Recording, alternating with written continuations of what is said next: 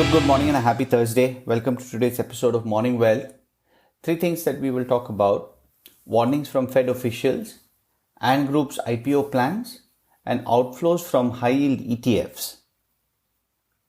Jerome Powell pushed back against congressional suggestions that the Fed favored markets over people during the pandemic and kept up his plea for more government relief. His comments, "Our actions are in no way an attempt to relieve pain on Wall Street," was made on the second day before the House panel. He called for fiscal stimulus unequaled by anything else. Regarding the central bank's Main Street lending program, Powell said that he and his colleagues have done basically all the things that he can think of. Many other Fed speakers also made similar points.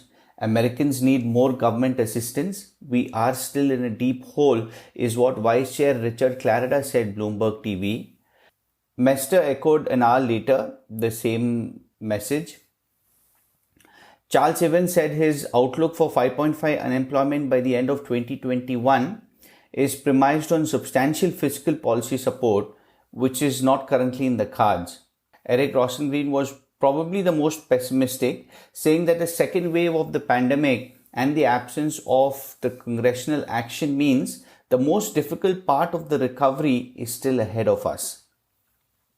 Fed warnings hit US stocks. The S&P slumped 2.4% to an 8-week low, closing near market correction territory. The Dow gave up more than 500 points. Nasdaq lost 3%. The dollar kept up its bull run, rising against every G10 peer. The Aussie and Kiwi shed more than 1%. The treasuries were almost unchanged. With all this risk aversion, the 10 years were actually stuck around the 0.67% in terms of yield. Oil rose and gold dropped. Asian equity futures are in the red. All 11 sectors were down, with tech and energy falling the most. Putting pressure on the tech sector was also the fact that Justice Department submitted a proposal to Congress to curb long-standing legal protections for internet companies and force them to shoulder more responsibility for managing content on their sites. On the equity side, Johnson & Johnson began dosing up about 60,000 volunteers in a study, marking the first big US trial for inoculation that may work after just one shot. If the enrollment goes as expected, the testing could yield results as soon as year-end, allowing the company to seek emergency authorization in early 2021 should it prove effective. Ant Group plans to raise about $17.5 billion in its Hong Kong IPO and won't seek to lock in a cornerstone investor, as it's confident of high demand there, is what some of the reporting has been. Still, it's leaning towards inviting big holders to the Shanghai sale to mitigate price fluctuations. Company plans to issue new stock equal to about 11 to 15% of shares outstanding and split the float evenly between the two venues, which is Hong Kong and Shanghai. Among individual companies, Tesla had a tough day. It fell about 10% after Elon Musk said that it would take 3 years to fully realize large reductions in battery costs, disappointing some investors.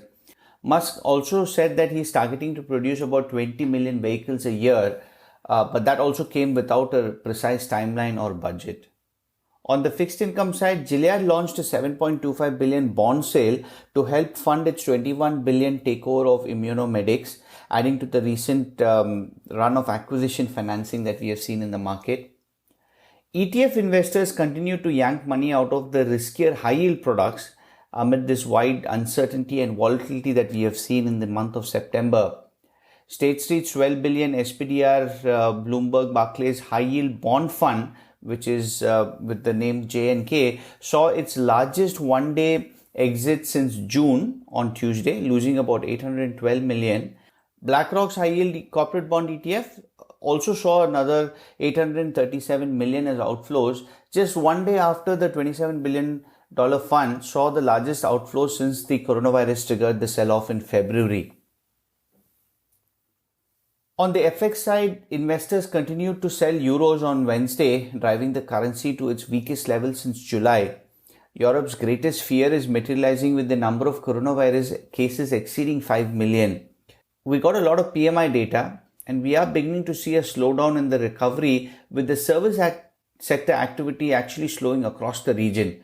Manufacturing activity is up, but the improvement was not enough to nudge the composite index for Germany, France, and the Eurozone higher. The Eurozone composite PMI index dropped to about 50.1 from 51.9, which means the region's economy basically stagnated in September. Market PMIs in the US were also mixed, with manufacturing activity accelerating but service activity slowing, which led to a decline in the composite index. That's the update. Stay safe and healthy, everyone, and speak tomorrow.